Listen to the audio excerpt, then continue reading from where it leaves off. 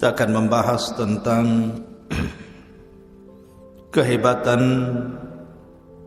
para ulama dalam sebuah perdebatan. Karena bagaimanapun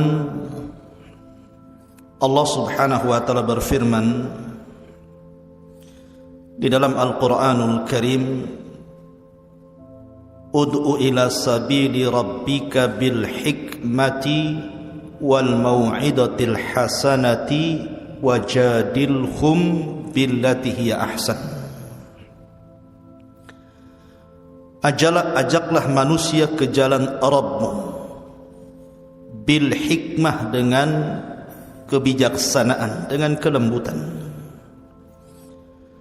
wal mau'idatil hasanah, dan dengan mau'idah, nasihat-nasihat yang baik. Wajadilhum billati hiya ahsan, ataupun dengan cara berdebat, tentu perdebatan yang baik. Artinya pada dasarnya dalam berdakwah itu kita mengedepankan akhlak yang baik ataupun kelembutan.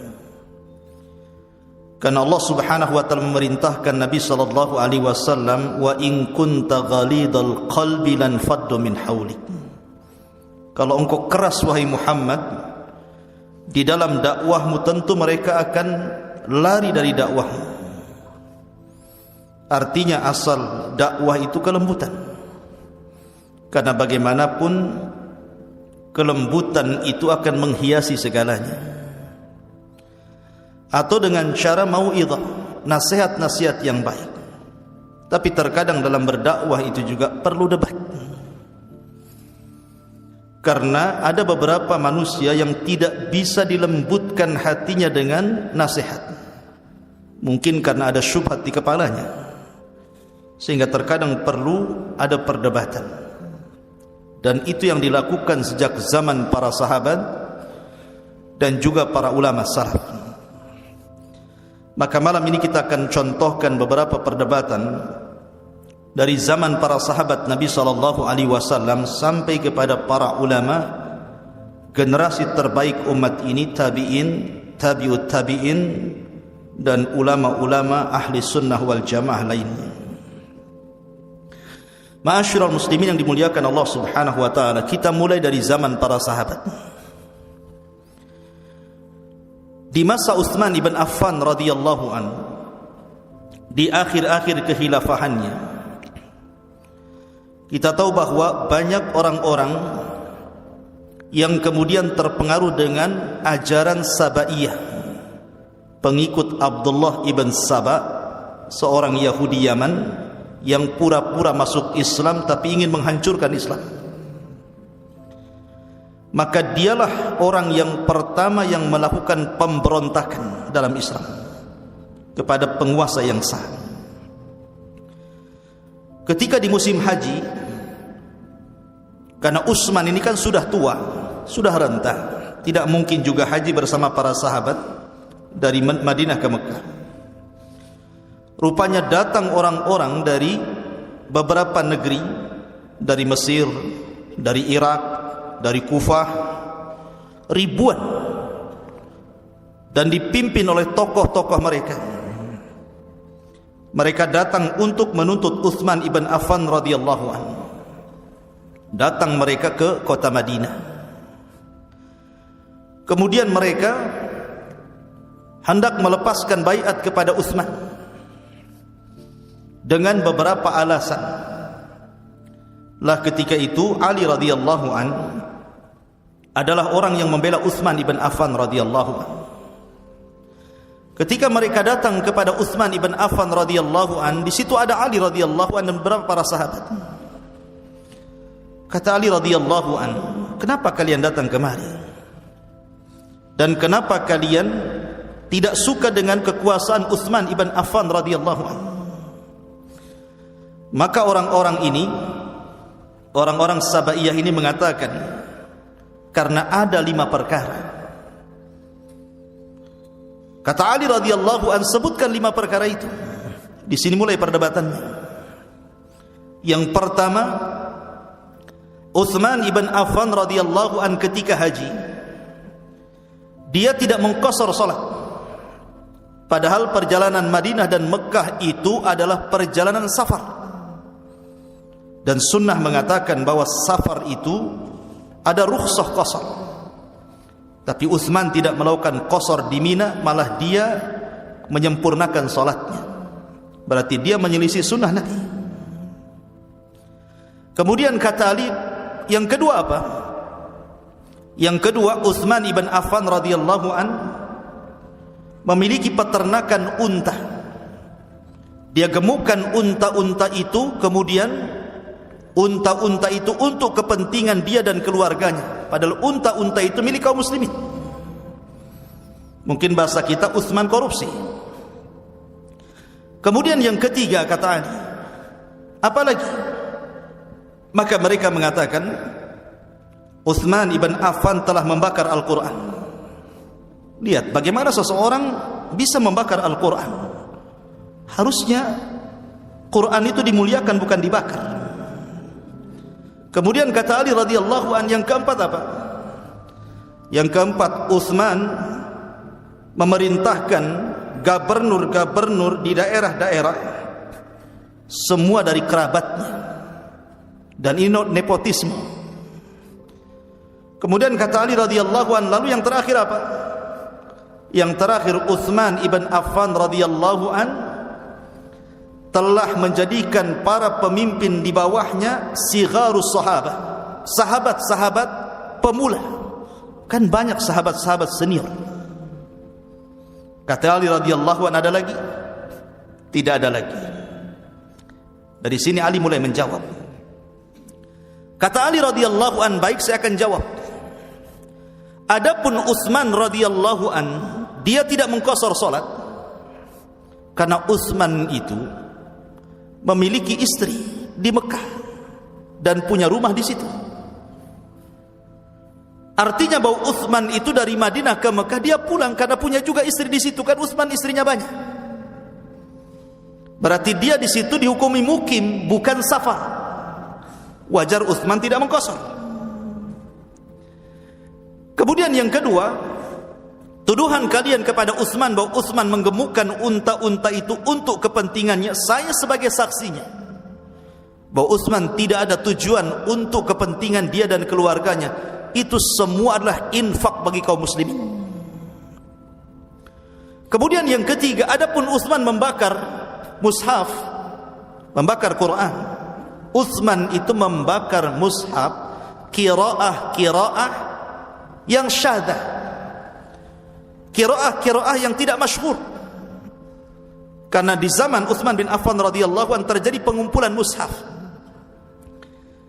Kan sahabat Nabi SAW itu ada yang memang ditunjuk oleh Rasul sebagai sekretarisnya, setiap turun wahyu dicatat.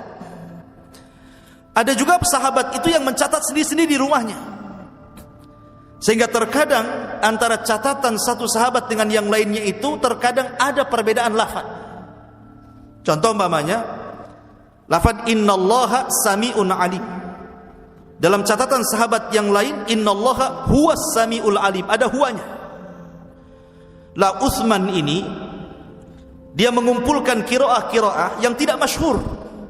Dari catatan-catatan semua para sahabat dikumpulkan, kemudian yang tidak masyhur itu dibakar.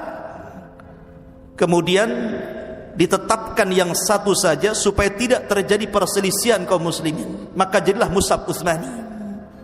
Dan itu tujuannya baik. Adapun kemudian Utsman ibn Affan radhiyallahu an nepotisme. Dia menjadikan kerabat-kerabatnya menjadi pemimpin. Bukankah Nabi SAW juga sama? Yang menjadi pemimpin di zaman Rasul hanyalah orang-orang Quraisy. Dan seluruh khulafaur rasyidin juga semua dari Quraisy. Abu Bakar dari Quraisy, Umar dari Quraisy, Utsman dari Quraisy, Ali dari Quraisy gitu. Tidak ada orang muhajirin. Semua orang, enggak ada orang Ansar, semua orang muhajirin. Lalu apa salahnya? Adapun kemudian Utsman, dia menjadikan para pemimpin di bawahnya sigharus sahabah, sahabat-sahabat pemula, bukan sahabat-sahabat senior. Rasul juga pernah melakukannya. Nabi SAW pernah memerintahkan Usamah bin Zaid yang ketika itu usianya di bawah 20 tahun untuk memimpin perang di akhir hayat Rasul untuk melawan orang-orang Romawi, sementara pasukannya Abu Bakar, Umar, Utsman, Ali dan sahabat-sahabat besar. Lalu apa salahnya? Dari sini kemudian mereka tidak bisa bicara, kemudian mereka pergi. Walaupun kemudian akhirnya Abdullah bin Sabah membuat siasat, dibuatnya surat kaleng, bahwa surat itu berisi kalau seandainya anak-anak muda ini balik ke Mesir, balik ke Irak, balik ke Kufah, bunuh mereka. Padahal surat itu surat palsu. Akhirnya kemudian mereka daripada pulang mati, balik lagi ke Madinah. Dari situlah terjadi tragedi pembunuhan Utsman. Tapi lihat bagaimana Ali berdebat melawan mereka, dan mereka tidak bisa bicara. Ini satu kisah. Kemudian perdebatan yang lain, perdebatan Abdullah ibn Abbas radhiyallahu anhuma dengan Khawarij. Jadi ketika Ali radhiyallahu an berperang melawan Muawiyah, karena Muawiyah ketika itu enggan berbaiat kepada Ali, alasannya karena Muawiyah meminta para pembunuh Utsman itu ditangkap dan diadili. Setelah ditangkap dan diadili baru kami berbaiat. Tetapi Ali radhiyallahu an beristihad lain dan mengatakan tidak bisa. Baiat dulu saya, kita kumpulkan kekuatan, karena di belakang para pemberontak itu kabilah besar. Akhirnya tidak sepaham antara Ali dan Muawiyah. Terjadilah peperangan antara kubu Ali Madinah dan kubu Muawiyah yang ada di Syam, yang disebut dalam sejarah sebagai perang Siffin. Lah ketika kemudian perang itu banyak para sahabat meninggal. Tapi dari orang-orang yang meninggal itu, dari sini tampak bahwa kebenaran ada di pihak Ali, bukan di pihak Muawiyah. Ketika terbunuhnya Ammar ibn Yasir. Kenapa Ammar ibn Yasir menjadi patokan bahwa kebenaran ada di pihak Ali bukan di pihak Muawiyah? Karena Rasul pernah bersabda kepada Ammar ibn Yasir ketika membangun Masjid Nabawi, orang-orang bawa satu bata, dia bawa banyak bata karena kuat tenaganya. Maka Rasul memuji Ammar, tetapi Rasul mengatakan, ya Ammar sataqtuluka fi'atun baghiyah. Wahai Ammar, meninggalmu itu kau akan dibunuh oleh para pemberontak. Maka benar, rupanya Ammar meninggal pada perang Siffin, dan Ammar di kubu Ali bukan di kubu Muawiyah. Dari sini menunjukkan bahwa Ali adalah khalifah yang sah dan Muawiyah sebagai pemberontaknya. Dari sini kebenaran di atas Ali. Akan tetapi ketika di tengah-tengah perang ini terjadi gencatan senjata, karena terlampau banyak korban di antara banyak para sahabat Nabi SAW, maka dihentikan peperangan. Semua mengacungkan Al-Quran. Lah ketika itu Ali radhiyallahu an mengutus seseorang, sebagaimana kemudian Muawiyah juga mengutus seseorang untuk berunding. Di antara utusan itu adalah utusan Amr ibn As radhiyallahu an dan juga Abu Musa al-Ash'ari. Amr bin As diutus oleh Muawiyah bin Abi Sufyan, kemudian Abu Musa al-Ash'ari diutus oleh Ali radhiyallahu an, suruh berdamai dua orang ini. Kira-kira solusinya gimana supaya jangan perang? Maka terjadilah bulir-bulir kesepakatan. Akhirnya terjadi perdamaian. Ali pun dengan pasukannya pulang ke Kufah, karena ketika itu ibu kota dipindah dari Madinah ke Kufah. Di tengah jalan, rupanya pasukan Ali sebanyak 6.000 pasukan keluar dari kubu Ali. Tidak setuju dengan perundingan antara Abu Musa dan Amr bin As itu. Marah mereka. Yang 6.000 pasukan ini, yang belakangan disebutkan oleh ahli sejarah menjadi cikal bakal kelompok Khawarij. Akhirnya mereka pun nyasar ke sebuah daerah, bermukimlah di sebuah tempat di Kufah namanya Harurah. Lah melihat itu bahwa pasukan Ali terpecah di sini, Abdullah bin Abbas radhiyallahu anhuma meminta kepada Ali radhiyallahu anhu untuk diizinkan mendebat mereka. Tapi Ali radhiyallahu an ketika itu melarang, karena tahu bahwa ya kalau selamat, kalau enggak bisa saja Abdullah bin Abbas akan dibunuh oleh mereka. Tapi Abdullah bin Abbas meyakinkan Ali bahwa dia akan selamat. Berangkatlah Abdullah bin Abbas radhiyallahu anhuma dengan pakaian yang sangat indah. Dengan pakaian yang sangat indah dari Khullatul Yaman.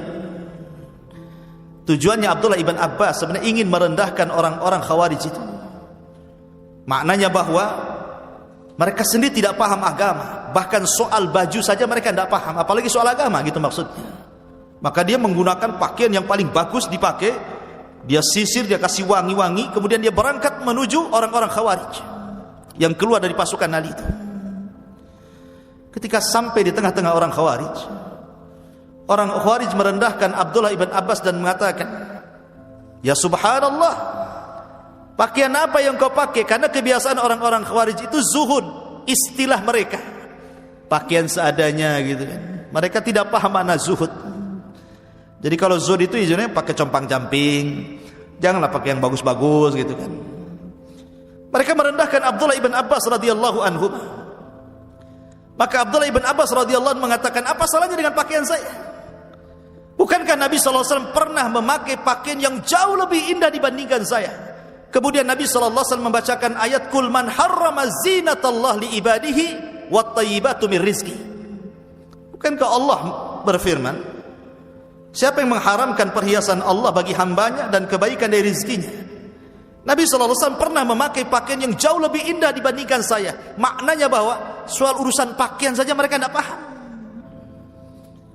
Kemudian kata Abdullah bin Abbas, "Apa masalah kalian sehingga keluar dari baiat kalian kepada Ali radhiyallahu anhu?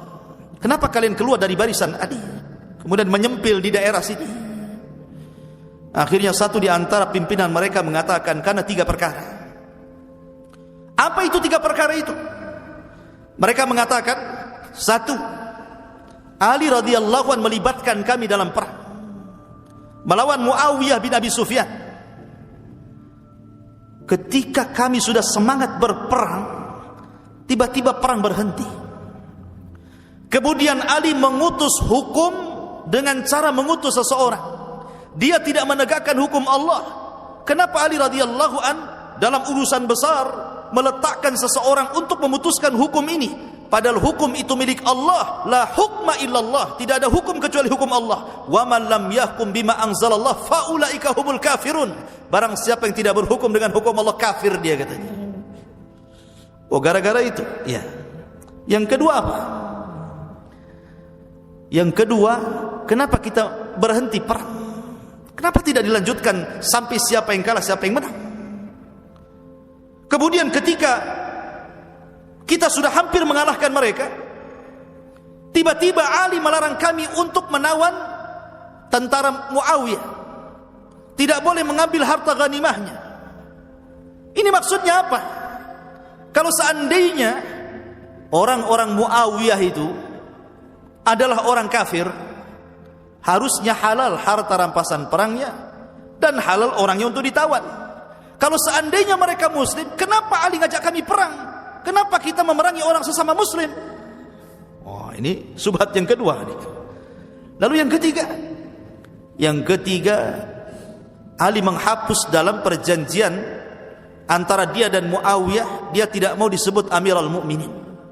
Kalau dia tidak mau disebut Amirul Mukminin, berarti dia Amirul Kafirin. Kalau dia tidak mau disebut pemimpin kaum muslimin, berarti dia pemimpin orang kafir. Cuma 2 mukmin kafir saja. Oh, ini kan dahsyat ini. Kata Abdullah bin Abbas radhiyallahu anhu, baik, saya akan jawab. Adapun kenapa Ali radhiyallahu anhu mengutus seseorang untuk bernamai antara Abu Musa al-Ash'ari dalam satu pihak dan di pihak lain Amr bin As?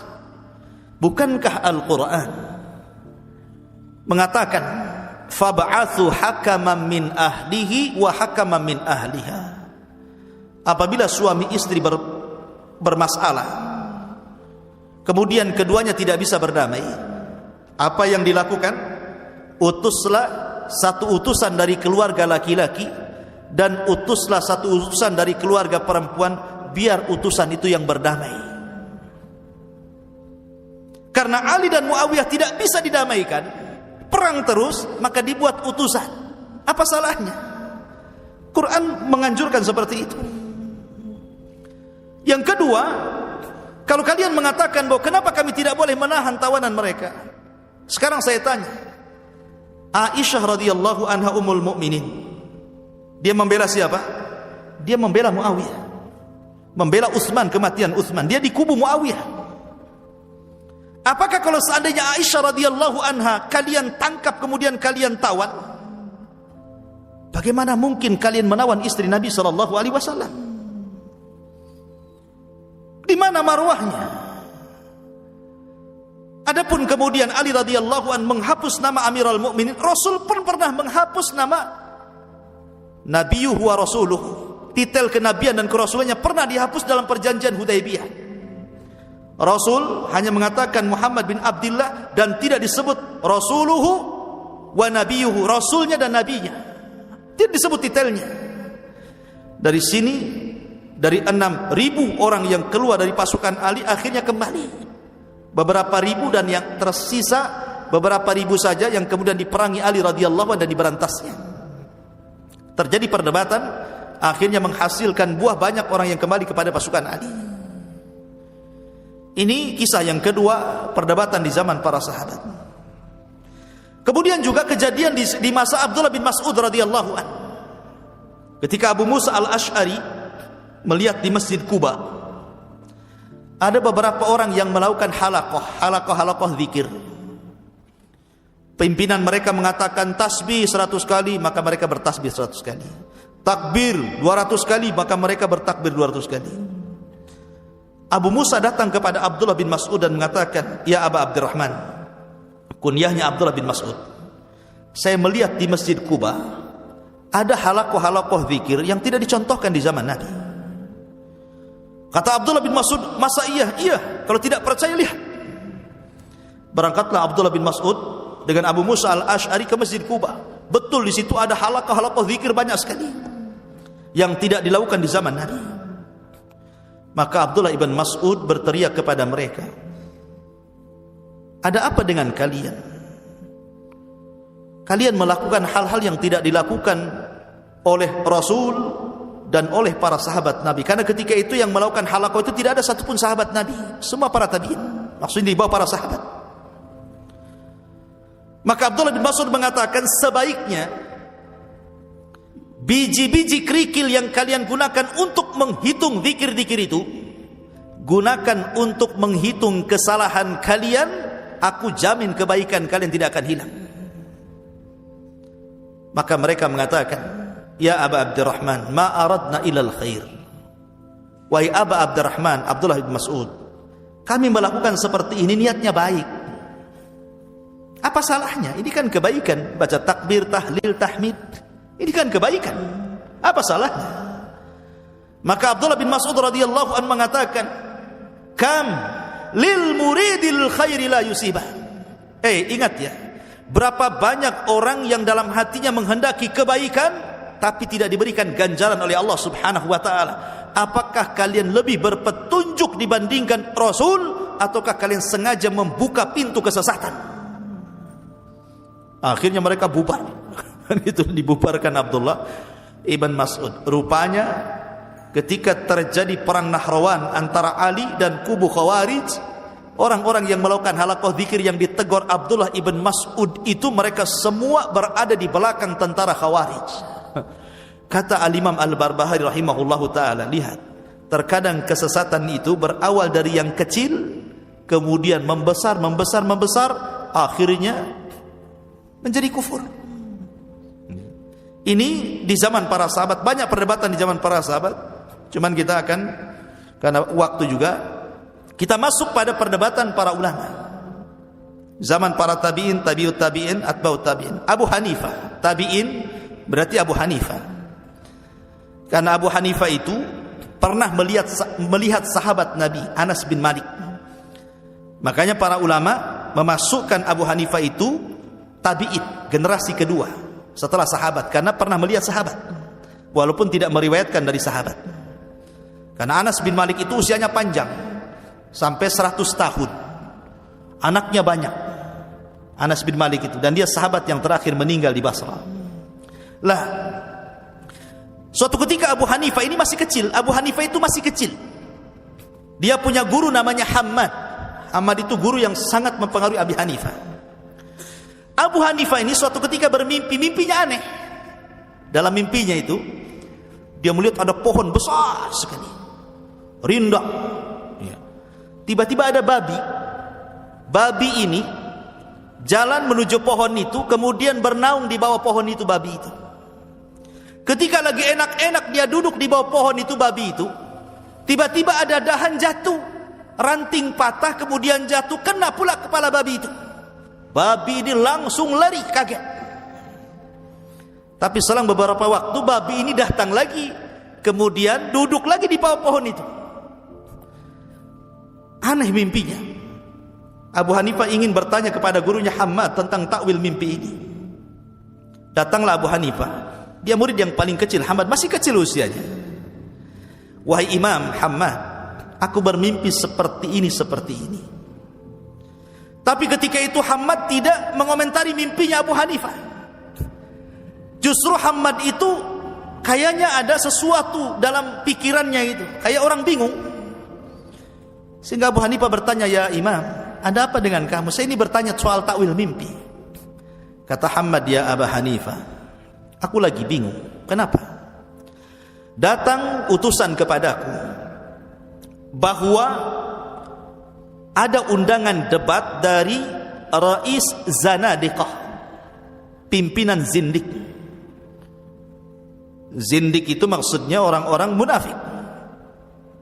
Mengajak debat para ulama di daerah kita ini, dan aku yang disuruh untuk menghadapinya oleh Amirul Baldah, oleh gubernur daerah itu. Aku pula mewakili semua para ulama, kata Hammad. Sementara aku bingung, yang diperdebatkan ini soal ketuhanan. Bagaimana mungkin aku akan berdebat dengan orang-orang zindik soal ketuhanan, sesuatu yang tidak bisa dilihat. Ini kalau aku berdebat akan memfitnah manusia. Kata Abu Hanifah, Allahu Akbar, aku baru paham takwil mimpiku, wahai Imam, katanya. Aku baru paham takwil mimpiku. Padahal Imam Hammad tidak menjelaskan takwilnya. Kata Abu Hanifah, subhanallah, aku baru paham takwilnya, katanya. Ada apa dengan anda, wahai Abu Hanifah, kata Hammad. Boleh jadi takwilnya begini, wahai Imam. Pohon yang besar itu adalah syajaratul ilmi, pohon ilmu, dan itu engkau. Adapun babi yang datang kemudian di bawah pohon itu, itulah zindik yang mau datang tuh, katanya. Itulah zindik yang mau datang itu. Adapun ranting yang jatuh itu kemudian kena kepala si babi itu aku tuh. Aku yang akan mengusirnya, katanya. Adapun babi itu kemudian pergi dan datang lagi, dia sudah bertobat karena sudah kupentung itu kepalanya, katanya kan. Hammad ketawa saja, subhanallah, katanya Abu Hanifah, baru tahu aku takwil mimpinya, katanya. Kalau begitu ya Imam, tugaskan aku yang mendebat mereka, katanya. Biar aku saja yang mendebat mereka. Kalau aku kalah, kata Abu Hanifah, wajar, aku anak kecil. Anak kecil kalah debat wajar. Tapi kalau aku menang, aku akan katakan saya tilmid Hammad, saya muridnya Hammad. Kau akan bangga denganku, katanya. Kata Hammad, ya sudah, pergi kau sana, katanya. Berangkat Abu Hanifah ini. Ini orang-orang sudah kumpul nih. Sudah kumpul. Orang-orang zindik ini sudah kumpul. Kemudian gubernur sudah menyaksikan dalam perdebatan itu. Ditunggu-tunggu Hammad itu tak datang-datang. Yang datang pula anak kecil, Abu Hanifah. Ya. Kata Ra'su Zanadiqah ini, kepala zindik ini mengatakan, Aina Hammad? Di mana Hammad? Kata Abu Hanifah, Imam Hammad tidak datang dan dia mengutus aku. Kata mereka, saya tidak mungkin melayani anak kecil. Saya ingin melayani Ra'sul Ulama, pemimpin para ulama di sini. Kata Abu Hanifah, saya katakan, guruku Hammad mengatakan bahwa perdebatan ini bukan perdebatan besar. Perdebatan ini perdebatan kecil. Dan saya murid yang paling kecil, makanya dia mengutus yang paling kecil. Abu Hanifah itu. Ya. Ini perdebatan kecil, tidak mungkin guruku yang menghadapi. Karena ini perdebatan kecil, makanya dia mengutus murid yang paling kecil, dan akulah yang paling kecil dari muridnya. Sudah, jangan banyak bicara. Kira-kira apa yang mendebatkan dengan saya? Beraninya Abu Hanifah, masih kecil dia.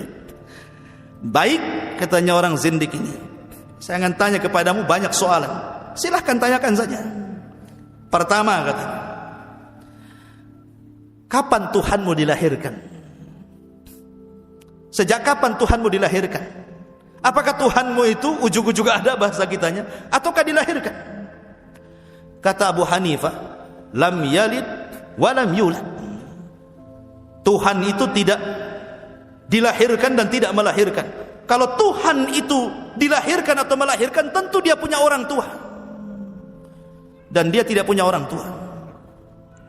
Oh gitu ya. Saya tanya lagi, kalau memang Tuhanmu tidak dilahirkan, sejak kapan adanya Tuhanmu itu? Kapan waktunya? Maka kata Abu Hanifah, Tuhanku dan Tuhan kalian itu sudah ada sejak belum ada waktu, belum ada tempat, belum ada apapun di alam semesta ini, dia sudah ada. Saya akan tanya balik, kata Abu Hanifah, berapa angka sebelum 3? Mereka mengatakan 2. Berapa angka sebelum 2? Mereka mengatakan 1. Berapa angka sebelum 1? Enggak ada, katanya kan. Kata Abu Hanifah, kalau angka saja sebelum 1 tidak ada apa-apa, maka sama juga dengan Allah. Ketika Allah itu ada, maka sebelumnya tidak ada apa-apa. Tidak ada waktu, tidak ada tempat, tidak ada apapun. Dia satu-satunya. Kalau terjadi kepada angka, kenapa tidak terjadi kepada Allah Azza wa Jalla? Mereka terdiam. Kemudian mereka mengatakan, ya Abu Hanifah, kalau begitu, kemana Tuhanmu mengarah? Kalau seandainya Tuhanmu mengarah ke barat, kemudian orang-orang barat bermaksiat, akhirnya mengarah lagi ke timur, rupanya orang-orang timur bermaksiat, kemudian mengarah lagi ke selatan, rupanya orang selatan bermaksiat, dan begitu seterusnya. Sebenarnya Tuhanmu itu ngarah kemana? Ke baratkah, ke timurkah, atau kemana? Kata Abu Hanifah, gini saja, kamu lihat lampu ini, lampu yang menerangi di sini. Ketika kita nyalakan lampu di sebuah ruangan, kemana arah cahaya lampu itu? Apakah arah cahaya lampu itu ke satu titik, ke barat saja, atau ke utara saja, atau ke timur saja, atau ke selatan saja? Maka mereka mengatakan, ya cahayanya ke semua arah, katanya. Kalau itu terjadi pada lampu, bahwa cahayanya bisa mengarah ke semua arah, maka Allah, Tuhanku dan Tuhan kalian, tentu lebih hebat dibandingkan lampu. Dia tidak mengarah ke satu titik, tapi semua mengarah ke satu alam semesta ini. Setelah itu mereka bertanya lagi, ya Abu Hanifah, kalau begitu siflana rabbak, coba sifatkan Tuhanmu kepada kami. Apakah dia padat seperti batu? Apakah dia cair seperti air? Ataukah dia melayang seperti asap? Tuhanmu itu seperti apa, katanya. Kata Abu Hanifah, pernah enggak kau duduk di samping orang sakit? Pernah? Pernahkah kau melihat orang sakit sampai mati? Pernah? Oh, kau lihat orang itu mati? Iya, kami melihat dia mati. Kamu melihat kematiannya? Kami melihat kematiannya. Orang hidup itu karena ruh, dan orang mati karena ruhnya hilang. Berarti kalian melihat ruh ya? Berarti kalian melihat ruh ya? Ketika melayang dari tubuh orang, kalian melihat ruh ya, katanya. Ya tidak melihat ruh lah ya Abu Hanifah. Seandainya kalian bisa mensifatkan ruh kepada saya akan sifatkan Tuhan saya kepada kalian, katanya. Kan dibalik sama dia. Artinya ketika kalian tidak sanggup mensifatkan ruh, bagaimana saya mensifatkan Tuhan? Ruh itu bagian daripada makhluknya. Akhirnya mereka terdiam. Sampai akhirnya mereka bertanya lagi soal penduduk sorga. Ya Abu Hanifah, saya dengar bahwa penduduk sorga itu kerjanya makan minum, tapi tidak buang hajat. Kok bisa, katanya? Kan gitu ya. Makan aja, minum saja. Lalu isi perutnya kemana dibuang? Kata Abu Hanifah, begini saja, saya, kalian atau semua orang pernah hidup di dalam perut ibu kita kan 9 bulan. Dan bayi dalam kandungan ibu itu tidak mungkin tidak ada asupan makanan dan minuman. Pasti ada asupan makanan, pasti ada asupan minuman. Lalu kemana bayi itu beraknya? Apa ada toilet dalam perut ibu kalian? Ada toilet dalam perut ibu kalian gitu kan? Kan tidak ada. Itu terjadi kepada kita di dunia, apalagi di akhirat, di sorga. Allah ala kulli syai'in qadir. Allah segala sesuatu mampu. Kenapa kalian bertanya soal itu? Kemudian ya Abu Hanifah, baik. Saya dengar di sorga itu kenikmatan bertambah. Kalau orang itu di sorga itu makin hari makin ganteng, makin hari makin cantik gitu kan. Mereka mengkiaskan dengan urusan dunia. Orang kan kalau makin berumur makin jelek kan begitu. Makin banyak makan makin gemuk kan gitu ya. Kok di sorga kan bertambah terus nikmatnya. Bagaimana ini Abu Hanifah? Kata Abu Hanifah, saya akan contohkan di dunia dengan ilmu. Ilmu ini kalau diajarkan seperti saya seperti ini nih, mengajarkan ilmu sama antum, maka pengetahuan saya bertambah. Dan bertambah.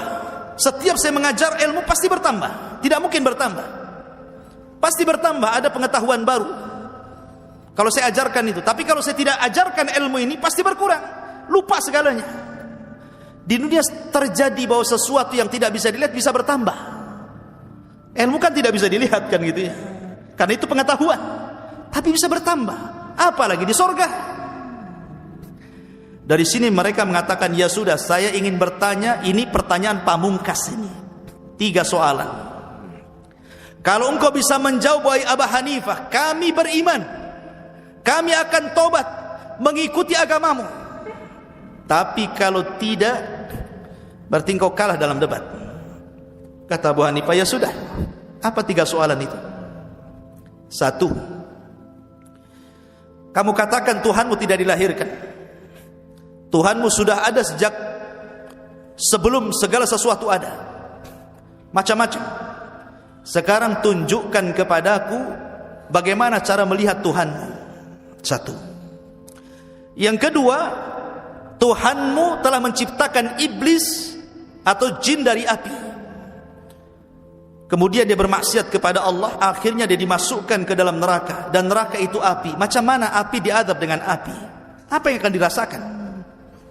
Harusnya sesuatu yang tercipta dari api diadab dengan air lah, supaya dia padam kan gitu. Kemudian yang ketiga, saya dengar bahwa segala sesuatu itu terjadi karena takdir Allah. Ya, kata Abu Hanifah. Lalu apa manfaatnya pahala dan dosa kalau semua sudah ditakdirkan?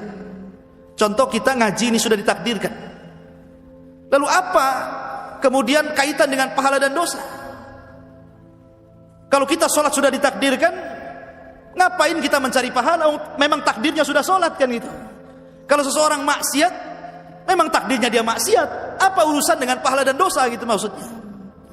Kata Abu Hanifah, oh, kalau untuk 3 pertanyaan ini tidak bisa kujawab dengan lisan katanya. Ini harus dijawab dengan perbuatan. Terserah engkaulah Abu Hanifah, mau dengan lisan mau dengan perbuatan, yang penting jawab 3 soalan ini. Kata Abu Hanifah, dia izin kepada Amirul Baldah itu, kepada gubernur, maaf Pak Gubernur, ada enggak bejana yang terbuat dari tanah? Oh ada, datangkan kemari. Ada mangkok dari tanah, diisi air. Bangkitlah Abu Hanifah, ini anak-anak, mendekati pemimpin zindik ini, lo dikepruk kepalanya sama itu. Dia ambil bejana, pas dekat dipukul kepalanya, buak gitu kan, keluar darahnya. Jadi pemimpin zindik ini mengatakan kepada Amir, ya Amir, lihat kelakuan Abu Hanifah, dia tidak menjawab malah menyakiti saya katanya. Hukum dia wahai Amir katanya. Kata Amir, ya Abu Hanifah, kenapa kau tak jawab, kenapa kau menyakiti orang? Kata Abu Hanifah, begitu jawabannya, itu jawabannya.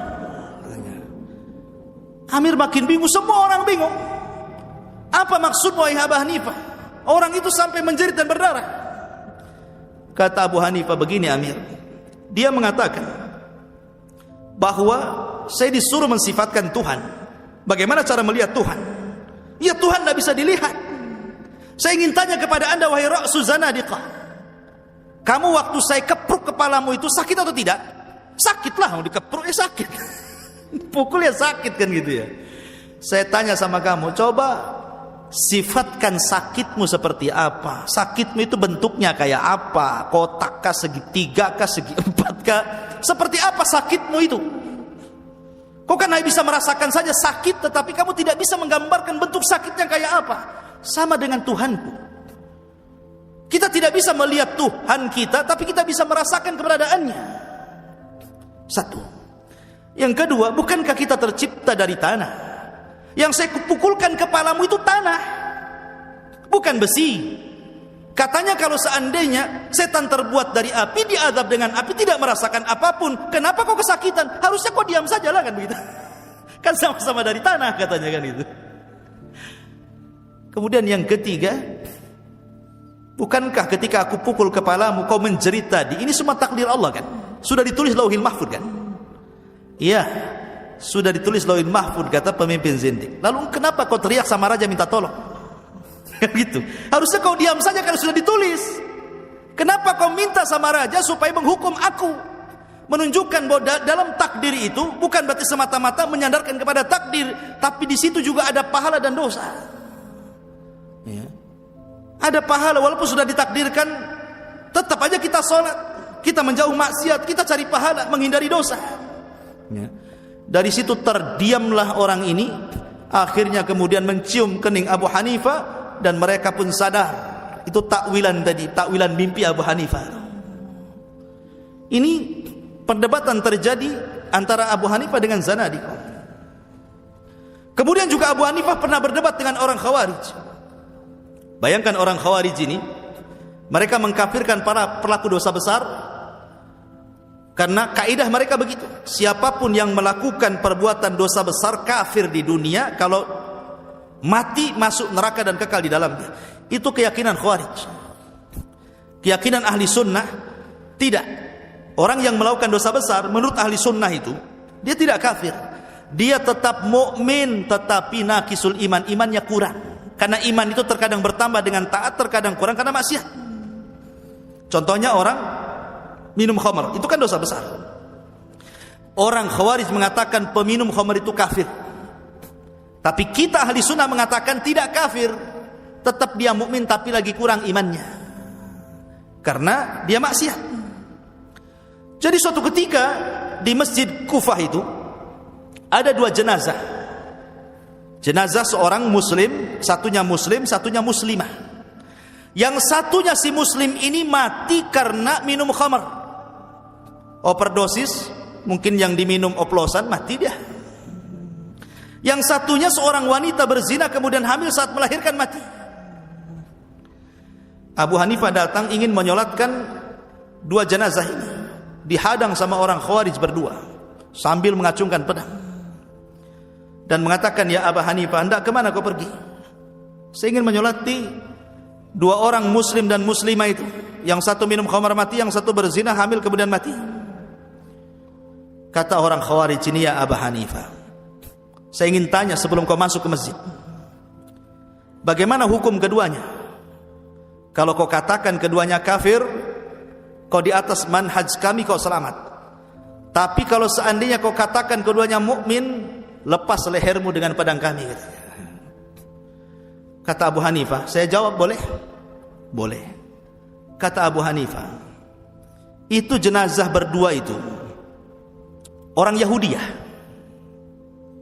Bukan, dia muslim, tapi dia mati dalam kondisi minum khamar, yang satunya berzina. Oh, berarti bukan orang Yahudi? Bukan. Kalau gitu dia Nasrani. Bukan, dia muslim, tapi dia mati minum khamar sama berzina. Oh, berarti bukan Nasrani? Bukan. Kalau begitu dia Yahudi. Dia Majusi.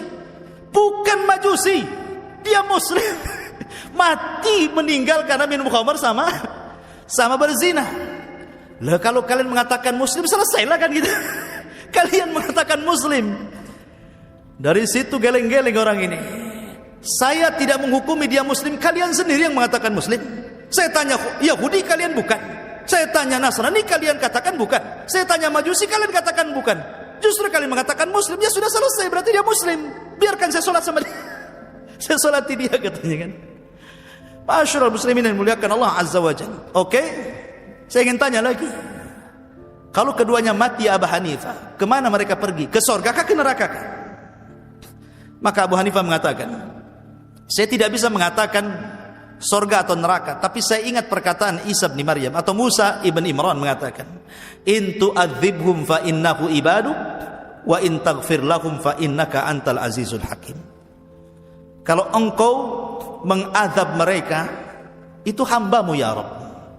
Tapi kalau engkau mengampuni mereka, maka memang engkau adalah zat yang maha pengampun lagi bijaksana. Itu urusan Allah. Saya tidak bisa menghukumi masuk surga atau masuk neraka, katanya kan. Ma'asyiral muslimin, ini perdebatan Abu Hanifah yang kedua.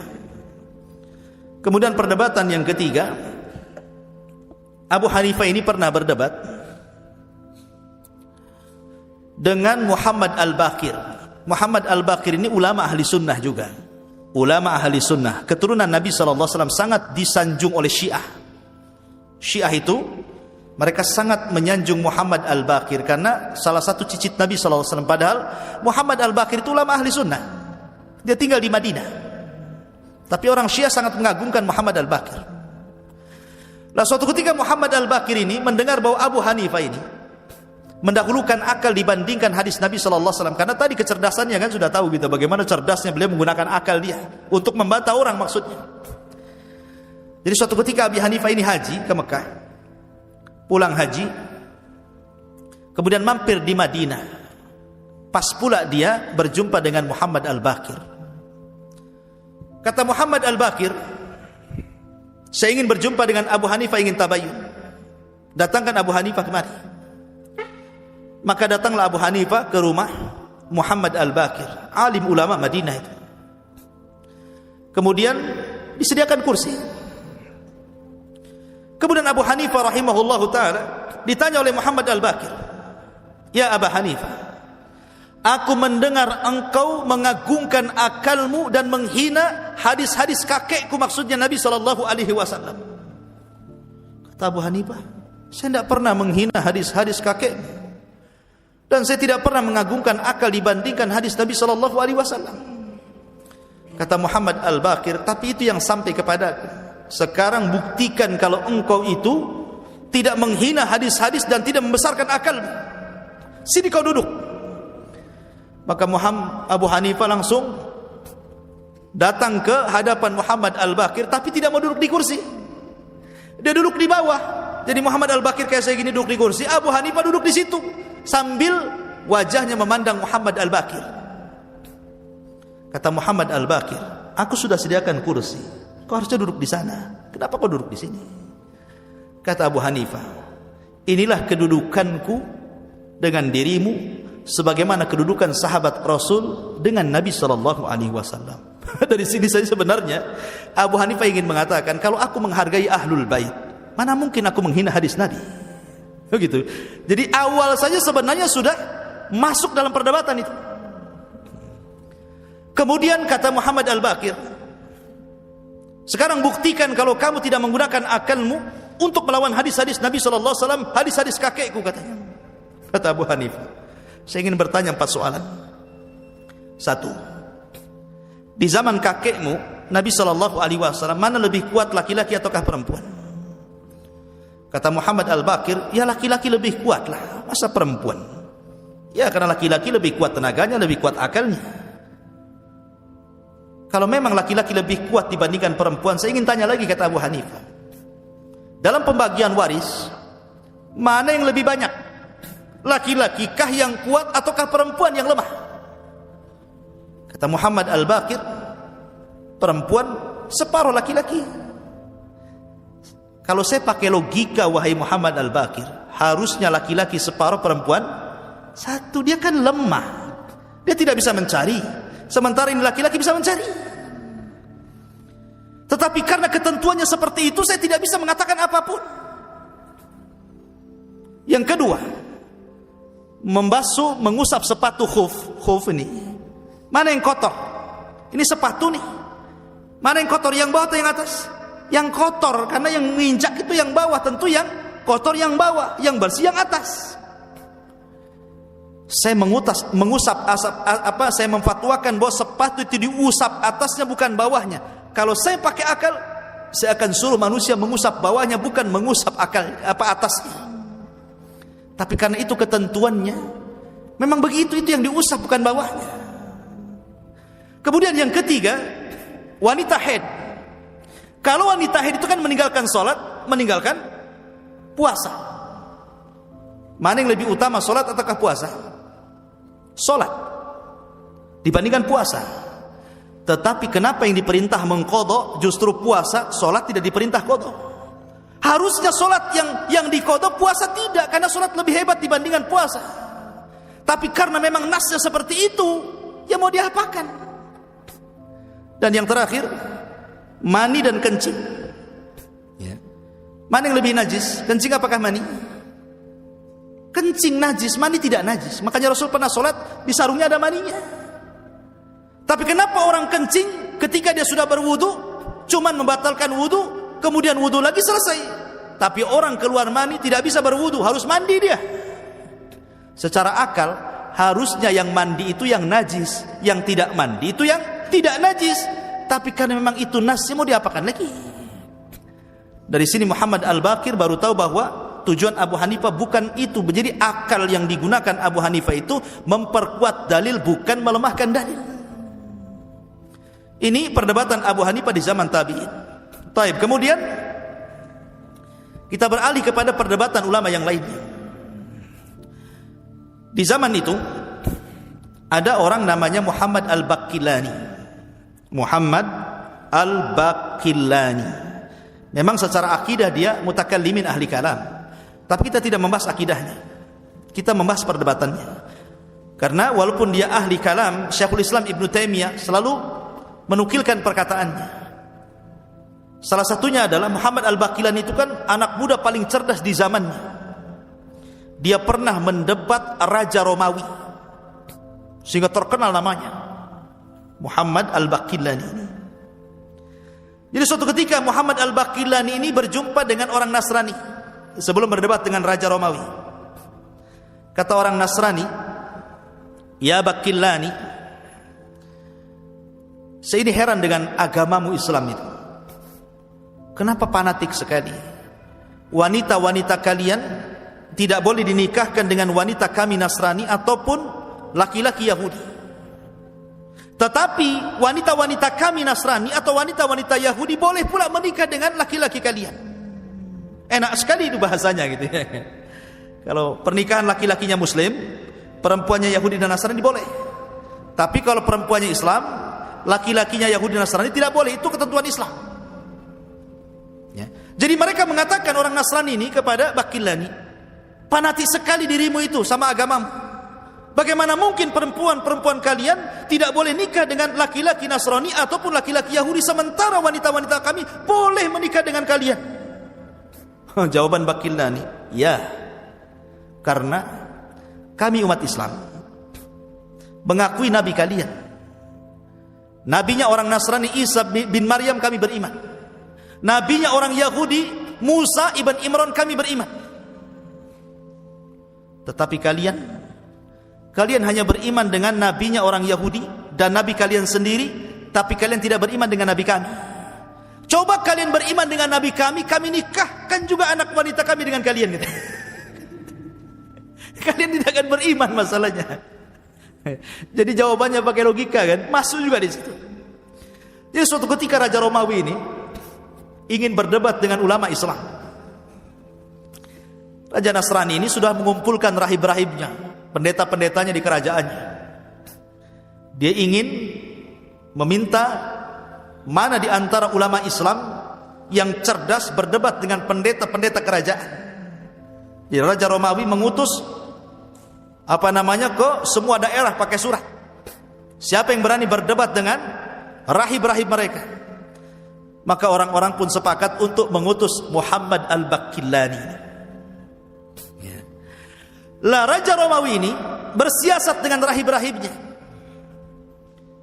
Kalau Baqillani datang ke istana, suruh dia sujud kepadaku. Bagaimana caranya? Kalau dia suruh sujud mungkin tidak mau. Kita buat siasat. Caranya pintu gerbang istana jangan dibuka, tapi dilubangi di bawah. Biar dia masuk kepalanya dulu, sambil merangkak, nanti raja akan berdiri di hadapannya. Datang saja sudah menghinakan dirinya. Datanglah Baqillani ke pintu kerajaan ini. Bingung, nggak ada pintu, yang ada lubang di bawah. Tapi Imam Baqillani cerdas. Dia nggak mau kepalanya dulu masuk, kakinya dulu yang masuk. Kalau kepalanya dulu nanti sujud dia kan. Tapi kalau kakinya dulu kan nunggingi jadi kan. Kakinya dulu masuk. Pas muncul di lubang pantatnya dulu yang keluar. Subhanallah. Dari situ geleng-geleng Raja Romawi ini. Subhanallah. Dilihat cerdasnya Imam Baqillani. Masuk sudah membelakangi baru dia mutar. Ada raja rupanya. Ya. Pas dia masuk, raja kembali ke singgasananya. Rahib-rahib sudah nunggu. Pertama yang disalami siapa? Rahib-rahibnya, pendeta-pendetanya. Bagaimana keadaan kalian? Bagaimana istri-istri kalian? Bagaimana anak-anak kalian sehat? Dan itu.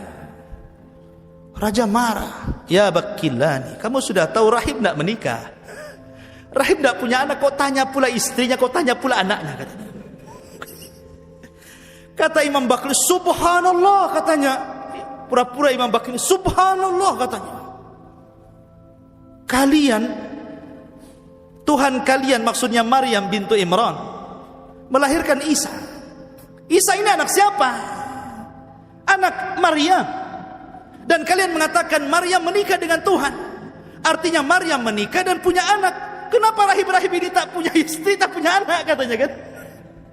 Itu. Marah raja ini. Akhirnya raja ngasih tahu.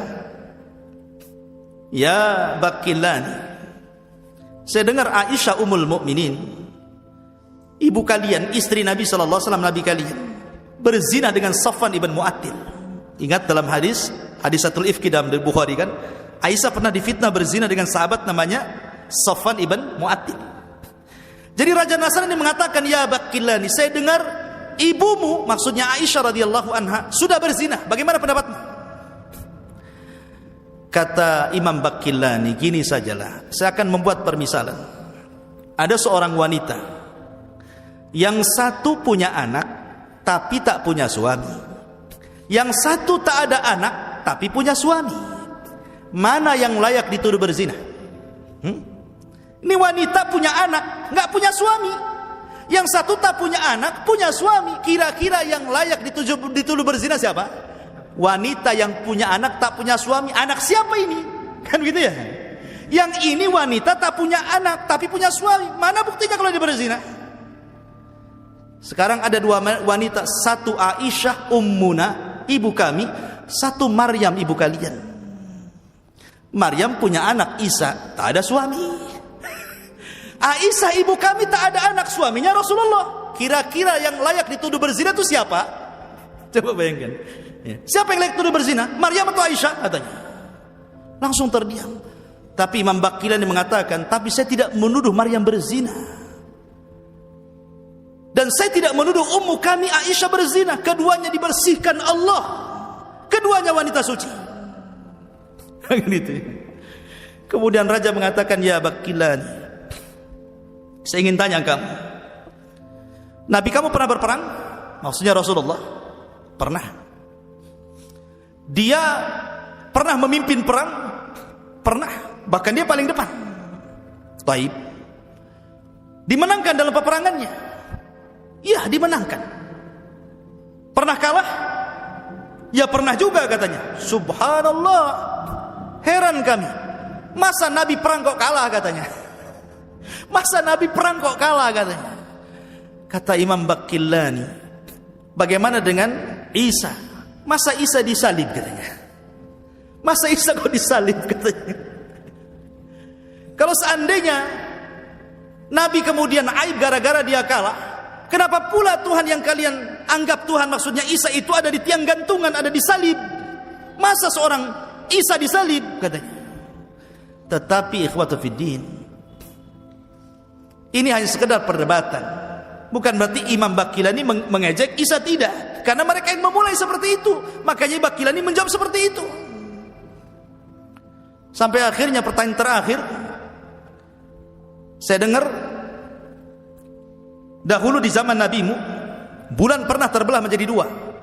Kata Imam Baqillani, ya betul, bulan pernah belah dua, dan itu disaksikan manusia.